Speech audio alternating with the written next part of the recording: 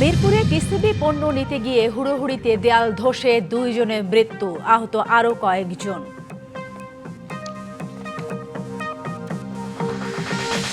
দক্ষিণ আফ্রিকার কুইন্সটাউনে ভয়াবহ আগুনে পুড়ে মারা গেলেন 6 বাংলাদেশি। সবার বাড়ি নারায়ণগঞ্জ সদরে, শোকে স্তব্ধ পরিবার। দেশ জুড়ে গ্যাস সংকটে ত্রাহিহাল, সিএনজি স্টেশনে দীর্ঘ সারি, জ্বলছে না চুলা। সমাধানে প্রধানমন্ত্রীকে সহযোগিতার আশ্বাস মালয়েশিয়ার। প্রথমবারের মতো বঙ্গভবনে অফিস করলেন ভারপ্রাপ্ত রাষ্ট্রপতি। যে কোনো সময় রাষ্ট্রপতি নির্বাচনের জন্য প্রস্তুত ইসি।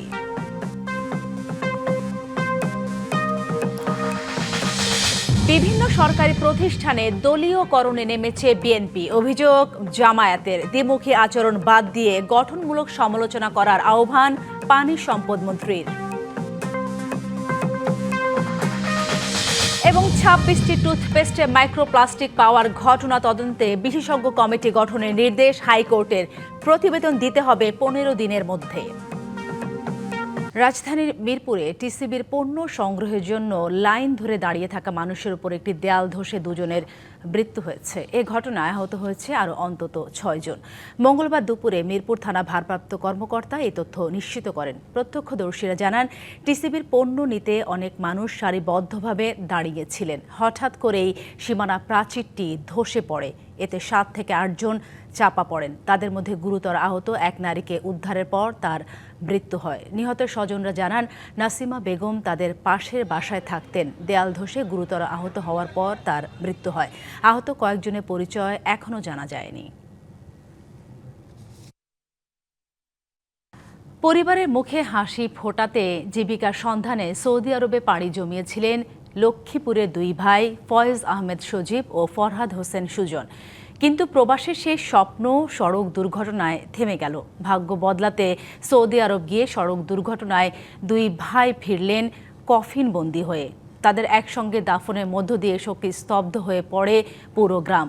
সকাল 10টার দিকে লক্ষ্মীপুরের চন্দ্রগঞ্জ উপজেলার খানপুর গ্রামে নিজ বাড়ি সংলগ্ন কামারহাট মসজিদ মাঠে তাদের জানাজা অনুষ্ঠিত হয়। পরে পারিবারিক কবরস্থানের পাশাপাশি দাফন করা হয় 2 ভাইকে। শেষ বিদায়ে আত্মীয় স্বজন, এলাকাবাসী ও শুভাকাঙ্ক্ষীদের কান্নায় ভারী হয়ে ওঠে পুরো এলাকা। 15 জুলাই রাতে খেজুর বোঝাই একটি পিকআপে করে বাগান থেকে ফেরার পথে তাদের গাড়ি নিয়ন্ত্রণ হারিয়ে সড়কের পাশে দাঁড়িয়ে থাকা একটি ট্রাক লরির সঙ্গে সজোরে ধাক্কা লাগে। এতে ঘটনাস্থলেই 2 ভাইয়ের মৃত্যু হয়। গ্যাস সংকটে নাকাল পুরো দেশ। গাড়ির চাকা থেকে বাসাবাড়ির রান্নার চুলা, সব জায়গায় হাহাকার। গ্যাস স্বল্পতায় ব্যাহত হচ্ছে শিল্প কারখানার উৎপাদন, টান পড়ছে বিদ্যুৎ উৎপাদনেও। রাজধানীর সিএনজি ফিলিং স্টেশনগুলোর চিত্র প্রায় একই রকম। ট্যাঙ্কি শূন্য, অথচ দীর্ঘ সময় লাইনে দাঁড়িয়ে পাওয়া যাচ্ছে 50 থেকে 100 টাকার গ্যাস। সমস্যা তৈরি হয়েছে মূল গ্রিডে সরবরাহ কম থাকার জন্য।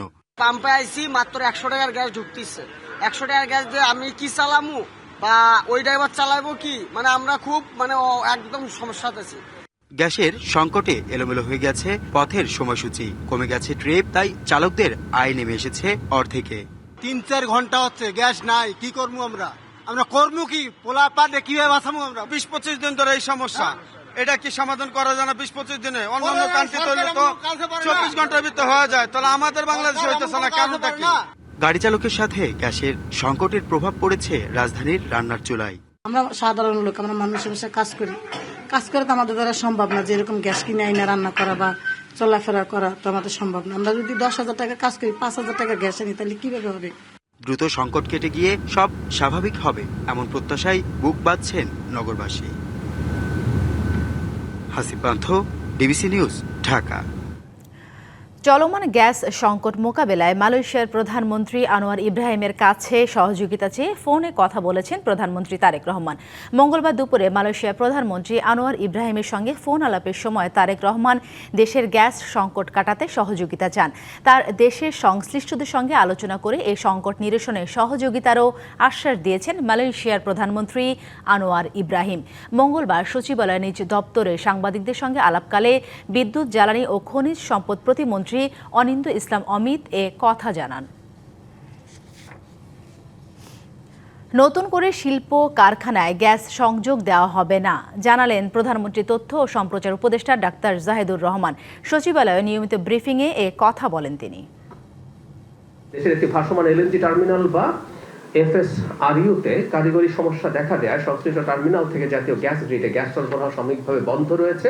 ফলে গ্রিডে দৈনিক প্রায় 450 মিলিয়ন ঘনফুট গ্যাস সরবরাহ কমে গেছে এবং এই গ্যাসের চাপ কমে যাওয়ার কারণে আমাদের শিল্প, গৃহস্থালী, সিএনজি পাম্প বিভিন্ন জায়গায় সংকট তৈরি হয়েছে। অন্তত এক সপ্তাহ আমাদের এই অসুবিধার মুখে থাকতে হবে। দায়িত্ব গ্রহণের পর বঙ্গভবনে আজ প্রথম অফিস করেছেন ভারপ্রাপ্ত রাষ্ট্রপতি হাফিজ উদ্দিন আহমেদ। দিনের শুরুতে বিভিন্ন প্রশাসনিক কার্যক্রমে অংশ নেওয়ার পাশাপাশি সংশ্লিষ্ট কর্মকর্তাদের সঙ্গে মত বিনিময় করেন। বঙ্গভবনে পৌঁছালে রাষ্ট্রপতিকে দেওয়া হয় গার্ড অব অনার। দায়িত্ব গ্রহণের পর প্রথম কার্যদিবসে মঙ্গলবার সকালে বঙ্গভবনে পৌঁছান ভারপ্রাপ্ত রাষ্ট্রপতি হাফিজ উদ্দিন আহমদ বীর বিক্রম। পিজিআরের একটি অশ্বারোহী দল তাকে বরণ করে নেয়। পরে গার্ড অব অনার গ্রহণ করেন ভারপ্রাপ্ত রাষ্ট্রপতি হাফিজ উদ্দিন আহমদ। পরে তাকে ফুল দিয়ে বরণ করেন বঙ্গভবনের কর্মকর্তারা। এরপর রাষ্ট্রের সর্বোচ্চ সাংবিধানিক কার্যালয়ে দিনের আনুষ্ঠানিক কার্যক্রম শুরু করেন তিনি।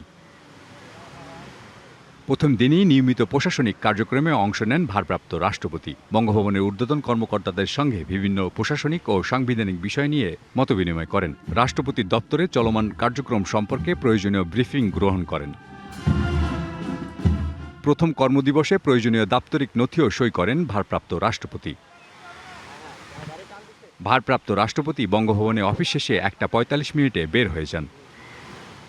Sania Ahmed, DBC news, Dhaka. যে কোনো সময় নতুন রাষ্ট্রপতি নির্বাচনের জন্য নির্বাচন কমিশন প্রস্তুত, এমনটা জানিয়েছেন প্রধান নির্বাচন কমিশনার এএমএম নাসির উদ্দিন। জাতীয় সংসদ সচিবালয়ে ভারপ্রাপ্ত স্পিকারের সঙ্গে বৈঠকের পর তিনি আরও জানান, দিনক্ষণ ঠিক হয়নি, তবে ভোটার তালিকা চাওয়া হয়েছে। রাষ্ট্রপতি নির্বাচনের আগে জাতীয় সংসদের স্পিকারের সঙ্গে প্রধান নির্বাচন কমিশনার তথা কমিশনের বৈঠকের রীতি অনুযায়ী মঙ্গলবার জাতীয় সংসদে ভারপ্রাপ্ত স্পিকার ব্যারিস্টার কায়সার কামালের সঙ্গে বৈঠকে বসে প্রধান নির্বাচন কমিশনার এএমএম নাসির উদ্দিনের নেতৃত্বে কমিশনের প্রতিনিধি দল। প্রায় ঘণ্টাখানেকের বৈঠক শেষে প্রধান নির্বাচন কমিশনার জানান, রাষ্ট্রপতি নির্বাচন আয়োজনের প্রাথমিক প্রস্তুতি হিসেবে আলোচনা হয়েছে, তবে নির্বাচনের দিনক্ষণ কিংবা ভোট গ্রহণের সময়সূচি এখনও নির্ধারণ করা হয়নি। আমাদের নতুন রাষ্ট্রপতি নির্বাচন করতে হবে, এটা নির্বাচন কমিশনের দায়িত্বের মধ্যে পড়ে। আইনেই বলা আছে স্পিকারের সাথে পরামর্শক্রমে আলোচনাক্রমে এই দিনক্ষণ ঠিক করা হবে, কোন দিন নির্বাচন হবে, নমিনেশন পেপার কোন দিন সাবমিট করতে হবে, তারপরে এটা ধরেন স্ক্রুটিনির কোন দিন হবে, ইলেকশন হলে যদি প্রতিযোগিতামূলক হয় তাহলে এক ধরনের ব্যবস্থা, আর যদি প্রতিযোগিতা না থাকে, যদি সিঙ্গেল ক্যান্ডিডেট হয় এটা আরেক ধরনের ব্যবস্থা। আমরা কোনো টেন্টেটিভ ডেট ঠিক করি নাই, এটা আপনারা যথাসময়ে জানতে পারবেন। রাষ্ট্রপতি নির্বাচনের জন্য প্রয়োজনীয় ভোটার তালিকা চেয়ে সংসদ সচিবালয়ের কাছে এরই মধ্যে চিঠি দেওয়া হয়েছে উল্লেখ করে তালিকা পাওয়ার পর পরবর্তী কার্যক্রম এগিয়ে নেওয়া হবে বলেও জানান তিনি। ভোটার তালিকা হয়েছে, ভোটার তালিকা নিয়ে বলেছে আমরা চিঠি দিয়েছি, ওনারা আমাদের কাছে ভোটার তালিকাটা দিবেন, সুতরাং এটা আমরা করে ফেলবো, এটার জন্য আমরা প্রস্তুত আছি। এক প্রশ্নের জবাবে সিইসি বলেন, সাতক্ষীরা 4 আসনের সংসদ সদস্যের সদস্যপদ সংক্রান্ত বিষয়ে সংসদ সচিবালয় থেকে কোনো মতামত বা সিদ্ধান্ত এলে সে অনুযায়ী প্রয়োজনীয় ব্যবস্থা নেওয়া হবে। Anwar Hossain, DBC news, Dhaka. প্রশাসনকে নির্লজ্জভাবে দলীয়করণ করছে বিএনপি বলে মন্তব্য করেছেন জামায়াতে ইসলামের সেক্রেটারি জেনারেল মিয়া গোলাম পরোয়ার। তিনি বলেন, সংবিধান সংস্কার না করে অবৈধভাবে সংবিধান সংশোধন কমিটি করেছে সরকার, এটা গণভোটের রায় না মানার পায়তারা। সিটি কর্পোরেশন, জেলা পরিষদ সহ বিভিন্ন জায়গায় প্রশাসক নিয়োগ দেওয়ার পর এবার গুরুত্বপূর্ণ প্রতিষ্ঠানে ছাত্রদলের নেতাদের নিয়োগ দিয়েছে বিএনপি সরকার। এসব ঘটনা নিন্দা ও গভীর উদ্বেগ প্রকাশ করেছে দলটি। এছাড়া নির্বাচন কমিশনের অতিরিক্ত সচিব হিসেবে শামসুল আলমকে নিয়োগ দেওয়ায় বিরোধিতা করে দলটি অভিযোগ করেছে তিনি সরাসরি বিএনপির রাজনীতির সাথে জড়িত। নির্বাচন কমিশনকে আজ্ঞাবহ করার জন্য এই অনৈতিক নিয়োগ দেওয়া হয়েছে বলেও দাবি জামায়াতের।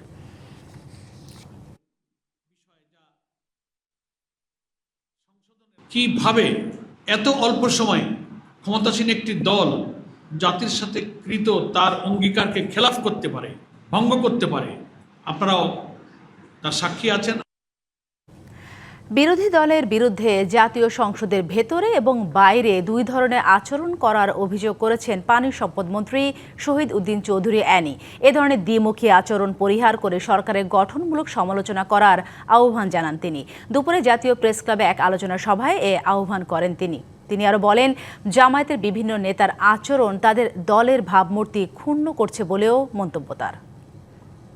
যেটা বাংলাদেশের রাজনীতিতে আওয়ামী লীগের পক্ষে মানাইতো, এই হাসিনার পরবর্তী কারণ এটা উচিত না, কিন্তু বলে যাচ্ছেন এবং এখন পর্যন্ত যেভাবে বলে যাচ্ছেন এবং বিশেষ করে জিয়া পরিবারের বিরুদ্ধে মাননীয় প্রধানমন্ত্রীকে টার্গেট করে কথা বলছেন, আমরা কিন্তু এখনো ক্ষেপে যাইনি। প্রতিবাদের ভাষা অব্যাহত রেখেছি, সুশীল ভাষায়।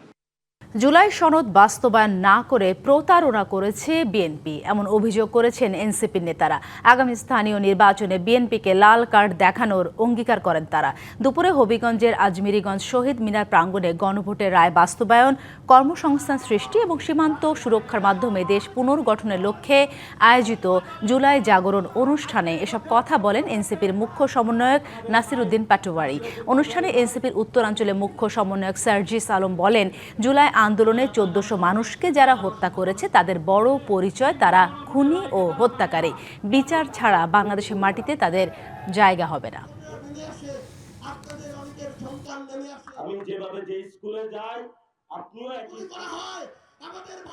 বিএনপি আমাদের সাথে প্রতারণা করেছে গণ অভ্যুত্থানের পরে। ওরা সংস্কার বাস্তবায়ন করে নাই, ওরা ভারতের সাথে হাত মিলিয়েছে এবং বাংলাদেশের মানুষের সীমান্তে যে হত্যা হয় এটা নিয়ে তারা কথা বলে নাই। যারা খুনি, যারা হত্যাকারী, তাদের বিচার করতে হবে। বিচার ছাড়া এই বাংলাদেশের মাটিতে তাদের কোনো জায়গা হবে না, এটা আমরা আপনাদেরকে বলে গেলাম। যশোর 4 আসনের সংসদ সদস্য ও জেলা জামায়াতের আমির অধ্যাপক গোলাম রসুলের বাড়িতে হামলা ও বিক্ষোভ করেছেন স্থানীয় কয়েকশো নারী পুরুষ। বিক্ষোভকারীরা এক পর্যায়ে যশোর নড়াইল মহাসড়ক অবরোধ করলে এলাকায় উত্তেজনা ছড়িয়ে পড়ে। এ সময় সড়কে যান চলাচল ব্যাহত হয়। এদিকে মেয়েকে মানসিক রোগী দাবি করে ক্ষমা চেয়ে মিলেমিশে থাকতে চেয়েছেন সংসদ সদস্য গোলাম রসুল। যশোর শহরের নীলগঞ্জ এলাকার সংসদ সদস্য জেলা জামায়াতের আমির গোলাম রসুলের বাড়ির কাছে আল মাদ্রাসাতুস শারিয়া ও মসজিদকে কেন্দ্র করে দীর্ঘদিন ধরে বিরোধ চলে আসছে। এর জেরে গতকাল এমপির মেয়ে মেহজাবিন অনন্যা মাদ্রাসার শিক্ষার্থী আয়ন এবং রেক্সোনা নামে এক নারীকে মারধর করেন। উপর থেকে আপনার এখানে গরম পানি মারে বাচ্চাকে ছেলেবেলে, এর আগেও আমার ছেলেরে মেরেছে, বুঝলেন। তারপরে একটা মহিলারে তালা দিয়ে মাথা ফাটাই দিচ্ছে। একেবারে কোন ধরনের কাজ বাজে? যে একটা প্রতিষ্ঠান মাদ্রাসা, ওনাদের সাথে ডিস্টার্ব ফিল হয়, ডিস্টার্ব ফিল হলে ওরা অনেক ঝামেলা করে। তাহলে এই বাচ্চাদের লাঠি নিয়ে দাঁড়ায়, তারা দেয়, ওদেরকে মারবে, ভয় দেখাচ্ছে। রাতে উভয় পক্ষের মধ্যে এ নিয়ে মীমাংসা হয়। তবে সকালে মাদ্রাসা খোলার পর শিক্ষা প্রতিষ্ঠানটি ফের বন্ধ রাখতে বলার অভিযোগ ওঠে। এরপর ক্ষুব্ধ স্থানীয়রা এমপির বাড়ির সামনে জড়ো হয়ে বিক্ষোভ শুরু করেন। পরিস্থিতি বেগতিক দেখে সংসদ সদস্য তার মেয়ে বাসভবনের মূল ফটক বন্ধ করে নিজেদের অবরুদ্ধ করেন। এ সময় মীমাংসার উদ্দেশ্যে গোলাম রসুলের স্বজন ঘটনাস্থলে গেলে বিক্ষুব্ধ জনতার একাংশ তার উপর চড়াও হয়। পরিস্থিতি আরও উত্তপ্ত হয়ে উঠলে বিক্ষোভকারীরা যশোর নড়াইল মহাসড়ক অবরোধ করে বিভিন্ন স্লোগান দিতে থাকেন। বিক্ষোভকারীরা ঘটনার সুষ্ঠু তদন্ত ও অভিযুক্তদের বিরুদ্ধে প্রয়োজনীয় আইনগত ব্যবস্থা নেওয়ার দাবি জানান। থানায় ফোন দিয়েছে, ওনার আব্বু ছিল না, কালকে অন্য জায়গায় ছিল, এমপি অন্য জায়গায় ছিল, ওনার মেয়ে ফোন দিয়েছে, দিয়ে বলছে আমি এমপির মেয়ে, আপনারা এখনো বেরোননি কেন? ইসলাম প্রচার করে তারা মানে আজকে সংসদে গেছে। সেই দল কিভাবে তার ফ্যামিলির লোক আজকে মাদ্রাসার ছোট ছোট 7-8 বছরের বাচ্চাদের উপরে এরকম ভাবে হামলা করে? খবর পেয়ে কোতোয়ালি থানা পুলিশ ঘটনাস্থলে গিয়ে পরিস্থিতি নিয়ন্ত্রণে আনে। এখানে উদ্ভূত পরিস্থিতি তৈরি হয়েছে, আমরা এসেছি, আমরা উভয় পক্ষের সাথে কথা বলেছি এবং অতি দ্রুতই এটা সমস্যার সমাধান হয়ে যাবে এবং পরিস্থিতি আমাদের নিয়ন্ত্রণে আছে, কোনো সমস্যা নেই। এদিকে সংসদ সদস্য গোলাম রসুল ফেসবুক লাইভে এসে নিরাপত্তাহীনতার কথা জানানোর পাশাপাশি ক্ষমা চেয়ে মিলেমিশে থাকতে চেয়েছেন। আমার বাসা ভাঙচুর করেছে, আমার গেট ভাঙচুর করেছে, বাসার বিভিন্ন গ্লাস ভাঙচুর করেছে। মেয়ে যাওয়ার পরে আমার মেয়েকে তারা মারে। আমি তখন বললাম যে আমার মেয়েটা অসুস্থ, সে সাইকিয়াট্রিকের রোগী দীর্ঘ 20 সাল থেকে। DBC news desk. দর্শক, সংবাদের শুরুতে আমরা যেমনটা জানাচ্ছিলাম, রাজধানীর মিরপুরে টিসিবির পণ্য সংগ্রহের জন্য লাইন ধরে দাঁড়িয়ে থাকা মানুষের উপর একটি দেয়াল ধসে 2 জনের মৃত্যু হয়েছে এবং আহত হয়েছেন আরও কমপক্ষে 6 জন। ঘটনাস্থলে আছেন আমাদেরই সহকর্মী মানজুমা আফরোজ নীলিমা। তার কাছ থেকে জেনে নিব আরও কিছু তথ্য। নীলিমা, আপনি তো এখন ঘটনাস্থলে আছেন, পরিস্থিতি কেমন দেখতে পাচ্ছেন? সংশ্লিষ্টরা কি বলছেন? আর যারা আহত হয়েছেন তাদের চিকিৎসা সেবা দেওয়া হয়েছে কিনা, কি পরিস্থিতি তাদের?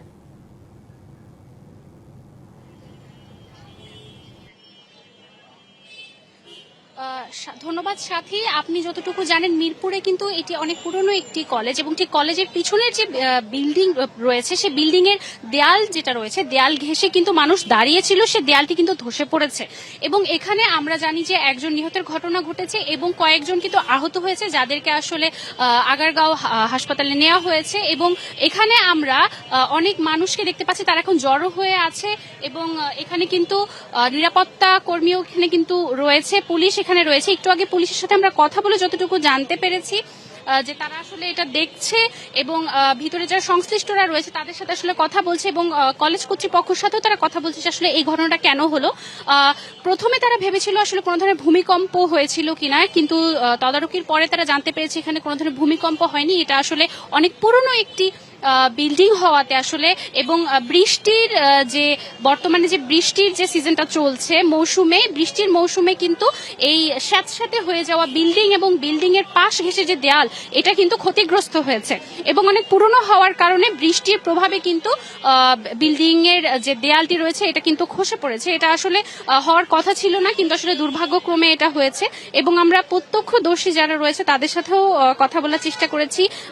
তখনই কিন্তু স্থানীয় যারা ছিল তারা কিন্তু তাৎক্ষণিক এসে সবাইকে উদ্ধার করার চেষ্টা করেছে, কিন্তু তবুও কিন্তু কিছু মানুষের হতাহতের ঘটনা আমরা এখানে শুনেছি এবং আপনাদেরকে আরেকটু দেখানোর চেষ্টা করবো। এখানে কিন্তু অনেক মানুষ, এই যে কৌতুক মানে মানুষের মধ্যে যে আসলে একটি অনেক বেশি কৌতূহল রয়েছে, সেজন্য কিন্তু মানুষ এখানে জড়ো হয়েছে আসলে দেখতে কি হয়েছে না হয়েছে। আমরা এখানে কিন্তু সাধারণ মানুষকে দেখতে পাচ্ছি এবং নিরাপত্তা কর্মী অর্থাৎ পুলিশ প্রশাসন কিন্তু তাদেরকে সরিয়ে দেওয়ার চেষ্টা করছে, কারণ সাধারণ মানুষ আসলে দেখতেই এসেছে এখানে কি হয়েছে।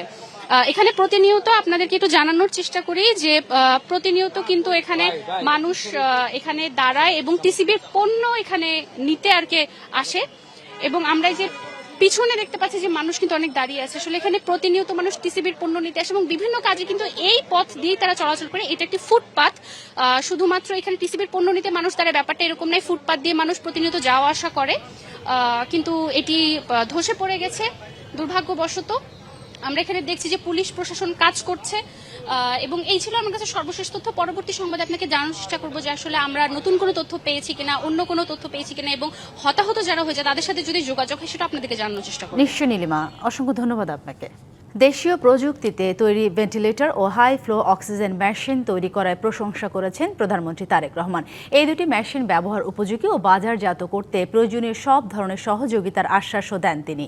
সকালে সচিবালয় মন্ত্রী পরিষদ বিভাগে প্রধানমন্ত্রী কার্যালয়ে এক সভায় তিনি এসব কথা বলেন। সভায় সংশ্লিষ্টরা দেশীয় প্রযুক্তিতে তৈরি দুটি চিকিৎসা যন্ত্রের কার্যকারিতা, সম্ভাবনা ও ভবিষ্যতে পরিকল্পনা তুলে ধরেন। এ সময় প্রধানমন্ত্রী বলেন, স্বাস্থ্যসেবায় আধুনিক প্রযুক্তির বিকাশে সরকার গবেষণা ও উদ্ভাবনকে সর্বোচ্চ গুরুত্ব দিচ্ছে। প্রয়োজনীয় পরীক্ষা নিরীক্ষা, মান যাচাই এবং উৎপাদনের ক্ষেত্রে সরকার সহযোগিতা দেবে। সভায় জানানো হয়, আলাদা দুটি বিশেষজ্ঞ দল ভেন্টিলেটর ও হাই ফ্লো অক্সিজেন মেশিন তৈরি করেছে। প্রয়োজনীয় অনুমোদন ও ক্লিনিক্যাল পরীক্ষা নিরীক্ষা শেষে এগুলো দেশের সব হাসপাতালে ব্যবহারের পাশাপাশি আন্তর্জাতিক বাজারেও রপ্তানির সম্ভাবনা রয়েছে। দেশের বাজারে ৩৪ টুথপেস্টের মধ্যে ২৬টিতে ক্ষতিকর মাইক্রোপ্লাস্টিক পাওয়ার ঘটনা তদন্তে ৩ সদস্যের বিশেষজ্ঞ কমিটি গঠনের নির্দেশ দিয়েছে হাইকোর্ট। ১৫ দিনের মধ্যে এই কমিটিকে আদালতে তদন্ত প্রতিবেদন দিতে বলা হয়েছে। মঙ্গলবার বিচারপতি খিজির আহমেদ চৌধুরী ও বিচারপতি জিয়াউল হকের হাইকোর্ট বেঞ্চ এ আদেশ দেয়। রবিবার এনভায়রনমেন্ট অ্যান্ড সোশ্যাল ডেভেলপমেন্ট অর্গানাইজেশনের এক গবেষণায় প্রতিবেদনে বলা হয়, বাংলাদেশে ৩৪টি টুথপেস্টের মধ্যে ২৬টিতে মাইক্রোপ্লাস্টিকের উপস্থিতি পাওয়া গেছে। এ নিয়ে সোমবার ২৬টি টুথপেস্টে মাইক্রোপ্লাস্টিক পাওয়ার ঘটনার তদন্ত চেয়ে রিট করেন সুপ্রিম কোর্টের আইনজীবী আব্দুল্লাহ আল মামুন। এতে ১ মাসের মধ্যে আদালতে প্রতিবেদন জমা দেওয়ার নির্দেশনা দেওয়ার আবেদন জানানো হয়েছে।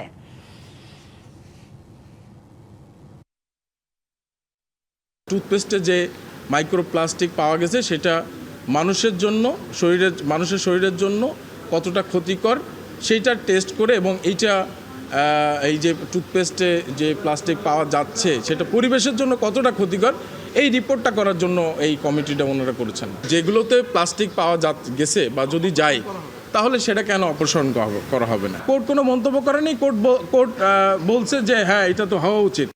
প্রাথমিক বিদ্যালয়ের প্রধান শিক্ষিকা বিউটি পালের রিলস নিয়ে আলোচনা সমালোচনার কি কারণে হবে তা জানতে চেয়েছেন প্রাথমিক ও গণশিক্ষা প্রতিমন্ত্রী ববি হাজ্জাজ। এ সময় গানের ভিডিও আপলোড করা আপত্তিকর কিছু নয় বলেও মন্তব্য করেন তিনি। সকালে সিলেটের জৈন্তাপুর ও খোয়াইনঘাট উপজেলার বিভিন্ন সরকারি প্রাথমিক বিদ্যালয় পরিদর্শন শেষে সাংবাদিকদের এসব কথা বলেন প্রাথমিক ও গণশিক্ষা প্রতিমন্ত্রী। তিনি আরও জানান, শিক্ষাকে জাতির সবচেয়ে বড় বিনিয়োগ হিসেবে বিবেচনা করে সর্বোচ্চ শিক্ষা বাজেট বরাদ্দ দিয়েছে সরকার। আগামী 4 বছরে শিক্ষা খাতে বরাদ্দ জিডিপির 5% উন্নীত করার লক্ষ্য নিয়েই কাজ চলছে। একই সঙ্গে শিক্ষা ব্যবস্থার মৌলিক পরিবর্তন আনতে সরকার বিভিন্ন সংস্কার উদ্যোগ বাস্তবায়ন করছে বলেও জানান তিনি।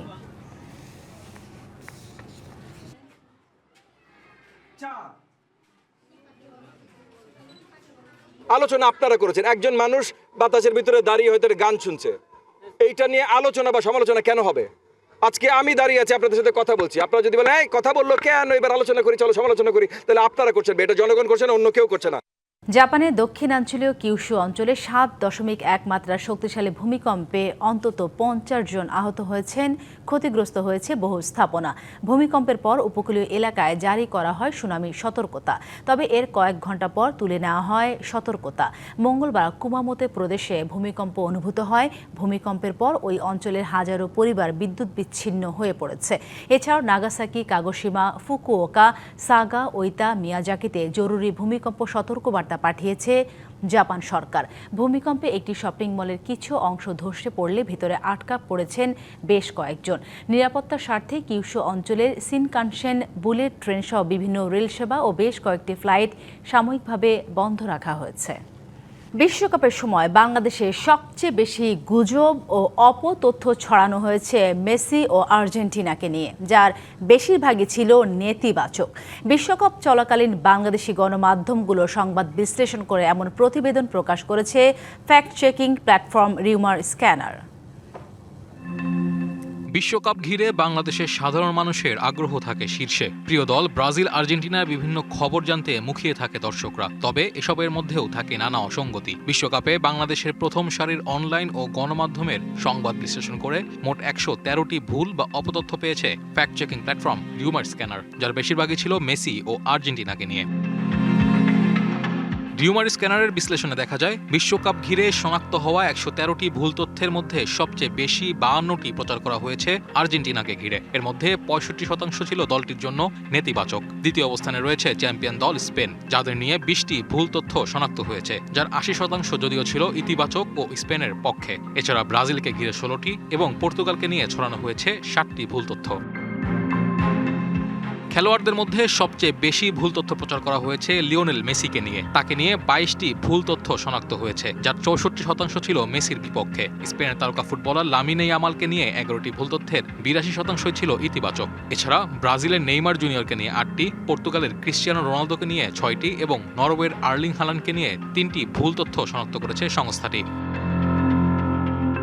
বিশ্বকাপের ম্যাচ ভিত্তিক বিশ্লেষণে দেখা যায়, সবচেয়ে বেশি ভুল তথ্য ছড়ানো হয়েছে আর্জেন্টিনা স্পেন ফাইনালকে ঘিরে। 20 জুলাই অনুষ্ঠিত এই ম্যাচকে কেন্দ্র করে 22টি ভুল তথ্য শনাক্ত করেছে রিউমার স্ক্যানার। দ্বিতীয় অবস্থানে রয়েছে 7 জুলাইয়ের রাউন্ড অফ 16-এ মিশর আর্জেন্টিনা ম্যাচ, যে ম্যাচকে ঘিরে শনাক্ত হয়েছে 20টি ভুল তথ্য। দেশের প্রথম সারির 78টি গণমাধ্যমের সংবাদ বিশ্লেষণ করে এমন পরিসংখ্যান প্রকাশ করেছে rumour scanner. Naim Hamid, DBC news. DBC সংবাদে ছিল এখনকার মতো। ডিবিসি নিউজের সংবাদগুলো পড়তে ভিজিট করুন dbcnews.tv আর ভিজিট করুন ডিবিসির ফেসবুক পেজ এবং ইউটিউব চ্যানেল। ডিবিসির সঙ্গেই থাকুন।